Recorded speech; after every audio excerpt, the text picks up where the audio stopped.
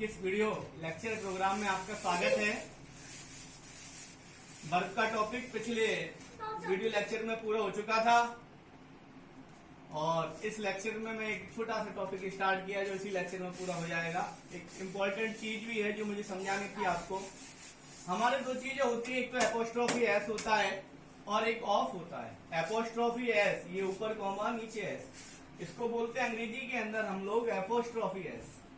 इस apostrophe S का अर्थ भी काके की होता है और एक ये ऑफ होता है, इसका अर्थ भी काके की निकलता है। एपोस्ट्रोफी एस भी और ऑफ भी दोनों ही रिलेशन बताने का काम करते हैं। क्या बताते हैं? दोनों ही रिलेशन बताते हैं, संबंध। और दोनों में डिफरेंस ये है कि एक तो लिविंग के साथ संबंध बताता है, एनिमेट्स के साथ, सजीवों के साथ संबंध बताता है, और एक इन एनिमेट्स के साथ संबंध बताता है। दोनों में डिफरेंस क्या है? एपोस्ट्रोफी एस में और ऑफ में दोनों में डिफरेंस क्या है कि एक तो सजीव के साथ संबंध बताता है, एनिमेट्स लिविंग थिंग के साथ संबंध बताता है, एनिमेट्स या लिविंग थिंग के साथ संबंध बताता है एक तो सजीव के साथ, और एक इन एनिमेट्स नॉन लिविंग थिंग के साथ संबंध बताता है। दोनों में डिफरेंस क्या है? तो जो एपोस्ट्रोफी एस है इसका अर्थ भी काके की है, ट्रांसलेशन भी क्या होता है आपका? का के की। ठीक है बच्चों, इस काके की ट्रांसलेशन के अलावा ये क्या करता है? ये रिलेशन बताने काम आता है, for telling relation with animates और लिविंग थिंग्स। एनिमेट्स का या लिविंग थिंग्स का अर्थ होता है सजीव, यानी apostrophe S for telling relation, संबंध बताने के लिए काम में आता है। किसके लिए काम में आता है? ये संबंध बताने के लिए काम में आता है बच्चों।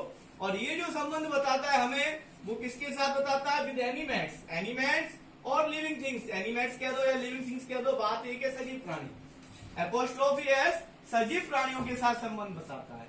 जैसे ये राम का पुत्र लिखा मैंने, तो ये क्या हो जाएगा? राम सन। पुत्र भी सजीव है और राम भी सजीव है। राम पुत्र, राम सन, राम का पुत्र। अनिल का भाई, तो ये हो गया अनिल्स ब्रदर। सजीव है, एनिमेट्स है, लिविंग थिंग्स है। अध्यापक की बहन, तो टीचर सिस्टर। तो ये एपोस्ट्रोफी एस तो क्या करता है? Full telling relation with animates और लिविंग थिंग्स, सजीवों के साथ संबंध बनाने के लिए, बताने के लिए, एक्सप्रेस करने के लिए एपोस्ट्रोफी एस लगाते हैं। और एक होता है हमारा of, O F. O F का अर्थ भी क्या है आपका? का के की। ऑफ क्या करता है? ये बताता है फुल टेलिंग रिलेशन, ये भी संबंध बताने के काम आता है। ऑफ भी, ऑफ भी किसके काम आता है बच्चों आपका? ये भी संबंध बताने के काम आता है ऑफ भी। और ये संबंध किसके साथ बताता है? ये जो संबंध हमें बताता है डियर स्टूडेंट्स, वो बताता है हमारा इन एनिमेट्स के साथ। इन एनिमेट्स का मतलब होता है निर्जीव प्राणी। इन एनिमेट्स का मतलब क्या होता है बच्चों? इन एनिमेट्स का मतलब होता है, इन एनिमेट्स का ट्रांसलेशन होता है निर्जीव प्राणी, या फिर हम कहते हैं non living things. Non living things का मतलब बिना जीवित रहने वाली वस्तुएं जो जीवित नहीं हो। तो जो ऑफ है हमारा, वो किसके साथ संबंध एक्सप्रेस करता है? संबंध किसके साथ बताता है? इन एनिमेट्स के साथ, निर्जीवों के साथ संबंध बताता है, या फिर कहें तो non living things, non living things के साथ संबंध बताने के लिए ऑफ का प्रयोग होता है। अब देखो एपोस्ट्रोफी एस तो सीधा आता है, ऑफ के साथ जो ट्रांसलेशन वाला वाक्य बनता है वो उल्टा बनता है। जैसे ये आपका कक्षा के छात्र है, अब यहाँ किसके साथ बताया गया है? छात्रों का संबंध कक्षा के साथ। कक्षा निर्जीव है, सजीव है? निर्जीव है, तो क्या लगाओगे आप? ये नहीं होगा कि क्लास स्टूडेंट्स नहीं होगा, क्या होगा? Students of the class. तो ये उल्टा बनेगा, ये बनेगा पहले छात्र आएगा, छात्र की कक्षा, स्टूडेंट्स ऑफ द क्लास। उल्टा बनता है ऑफ में।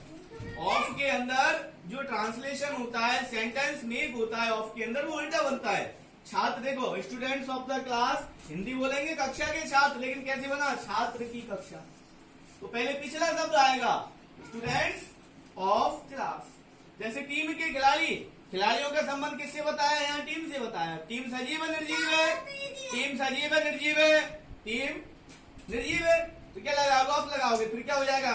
खिलाड़ियों की टीम, उल्टा बनेगा प्लेयर्स ऑफ द टीम। जैसे आपका है विद्यालय के कमरे, तो कमरों का संबंध विद्यालय से बताया, दोनों ही निर्जीव है, तो क्या हो जाएगा आपका? रूम्स ऑफ द स्कूल, कमरों का विद्यालय। इसका ट्रांसलेशन उल्टा होता है ऑफ का।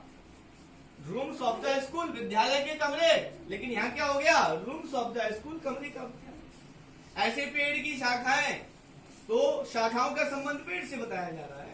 क्या लगाओगे आप? Branches of the tree. तो सजीवों के साथ जो संबंध बताते हैं, सजीवों के साथ, एनिमेट्स के साथ संबंध बताने के लिए आपका क्या आता है, अपोस्ट्रोफी एस आता है। और निर्जीवों के साथ संबंध बताने के लिए क्या आता है, आपका ऑफ आता है। इनएनिमेट्स के साथ या नॉन लिविंग थिंग के साथ रिलेशन एक्सप्रेस करने के लिए ऑफ लगाएंगे, और एनिमेट्स के साथ या लिविंग थिंग के साथ संबंध बताने के लिए, टेलिंग रिलेशन करने के लिए हम अपोस्ट्रोफी एस लगाएंगे। एक छोटा सा प्रयोग था इस वीडियो में मैंने बताया। अब तक पार्ट्स ऑफ स्पीच का टॉपिक हमारा चल रहा है डियर स्टूडेंट्स।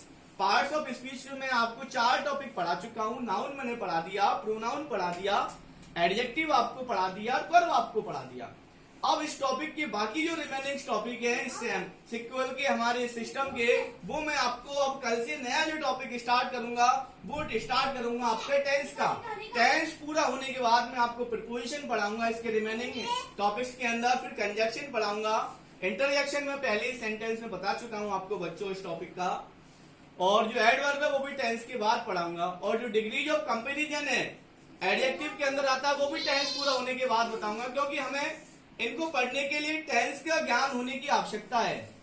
तो कंजक्शन के द्वारा 2 वाक्यों को ऐड करते हैं। प्रीपोजिशन का प्रयोग काफी बार सेंटेंस का ट्रांसलेशन करने के आधार पर भरा जाता है। एडवर्ब भी काफी बार टेंस के अकॉर्डिंग समझे जाते हैं। तो टेंस के द्वारा आपका एडवर्ब का प्रयोग बिल्कुल क्लियर हो जाएगा, क्योंकि टेंस में अलग अलग टेंस के अंदर अलग अलग एडवर्ब आते हैं। तो कल से जो मैं नया टॉपिक स्टार्ट आपका करूंगा बच्चों वो टेंस होगा, और जो इसके पार्ट्स ऑफ स्पीच के जो 4 टॉपिक मैंने छोड़े हैं रिमेनिंग, उनको टेंस के बाद आपको पढ़ाऊंगा, ताकि वो आपको अच्छे से समझ में आ सके। तब तक आप क्या सेंटेंस का ट्रांसलेशन करना सीख जाओगे, जिससे आपको प्रीपोजिशन के प्रयोग में और कंजक्शन के प्रयोग में आसानी रहेगी। और डिग्री ऑफ कंपैरिजन जो मैं बताऊंगा एडजेक्टिव के अंतर्गत, पॉजिटिव को कंपैरेटिव में बदलना, कंपैरेटिव को सुपरलेटिव में बदलना, जो 6 डिग्री इंटरचेंज होती है उनको समझने में भी आपको आसानी रहेगी। तो कल तक के लिए धन्यवाद। कल मैं आपको अगले वीडियो में टेंस के बारे में समझाऊंगा। कल से आपका नया टॉपिक स्टार्ट कर दिया जाएगा टेंस, जो एक लंबा टॉपिक है, लगभग 15 से 20 डेज, हो सकता है 25 डेज भी लग जाए उसको पूरा करने में मुझे। टेंस के अंदर मैं सारा सिस्टम आपको कल पहले एक वीडियो में समझा दूंगा। उस टेंस को हम कैसे पढ़ेंगे कैसे नहीं पढ़ेंगे, उसके अंदर हम पहले स्टार्टिंग में क्या चीजें सीखेंगे हर टेंस के बारे में। तो कल नया टॉपिक आपका स्टार्ट कर दिया जाएगा बच्चों टेंस का। Thank you very much.